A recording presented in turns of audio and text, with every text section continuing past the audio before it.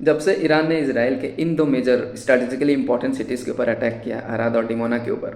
तब से न्यूज़ में, मीडिया में और लोग बातें कर रहे हैं कि आखिर इसराइल इन दोनों सिटीज़ के ऊपर, जो उसके मोस्ट इंपॉर्टेंट सिटीज़ है जहाँ पे अनक्लेम्ड न्यूक्लियर वॉरहेड्स रखे हुए हैं इसराइल के,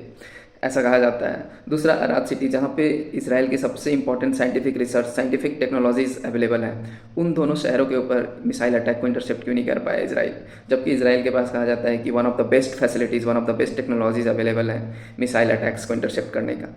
आयरन डोम, डेविड स्लिंग, एरो, ये सारे मिसाइल इंटरसेप्शन टेक्नोलॉजी जो है इसराइल के पास है। तो अपने इन दोनों सिटीज़ के ऊपर अटैक होने के बाद तो बेंजामिन नेतन्याहू भी परेशान दिख रहे हैं। तभी तो वो दुनिया से आकर फिर अर्ज कर रहे हैं कि come and join the war, come and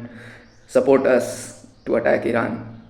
तो लोगों का सवाल है कि आखिर इसराइल के शहर पे सिर्फ अटैक हुआ है या फिर इसराइल की ब्रांड वैल्यू पे भी अटैक हुआ है, क्योंकि इसराइल अभी तक क्लेम करता है कि उसके किसी भी शहर के ऊपर मिसाइल अटैक नहीं हो सकता। हालांकि इन जो भी मिसाइल इंटरसेप्शन टेक्नोलॉजी इसराइल के पास है, उसका सक्सेस रेट कहा जाता है 85 to 90% है। 100% तो है नहीं अभी भी।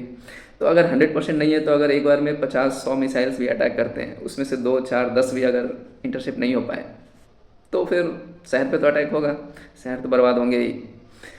तो ऐसा तो है नहीं कि कोई भी टेक्नोलॉजी 100% एफिशिएंट हो, लेकिन फिर भी इसराइल के पास अपनी खुद की टेक्नोलॉजी है, इतनी highly technical advanced missile interception technology है, फिर भी वो अपने शहर पे रोक नहीं पाए अटैक को। और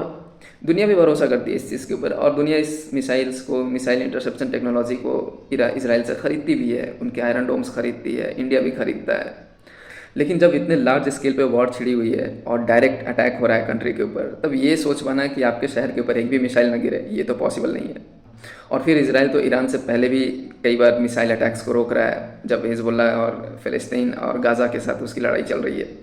तब से वो उसके आयरन डोम्स या फिर मिसाइल इंटरसेप्शन टेक्नोलॉजीज एक्टिव है, लगातार काम कर रहा है, इसके ऊपर खर्च कर रहा है इसराइल।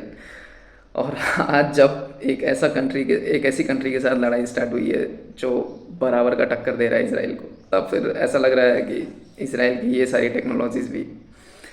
फेल होती दिख रही है, उतना तो सस्टेन नहीं कर